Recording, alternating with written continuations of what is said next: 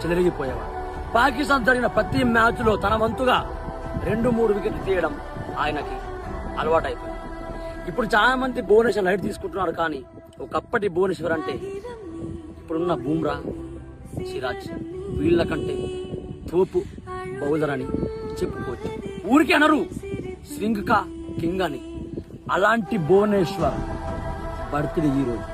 ప్రతిసారి తెలుగోడిగా, తెలుగు క్రికెట్ అమ్మానిగా, ఇండియన్ క్రికెట్ అమ్మానిగా భువనేశ్వర్ని విష్ చేసే నేను ఈసారి ఒక ఆర్సీబీ ఫ్యాన్ గా మా ఆర్సీబీ మెయిన్ బౌలర్ అయిన భువనేశ్వర్ కుమార్కి నా మనస్ఫూర్తిగా హ్యాపీ బర్త్డే చెప్తాను.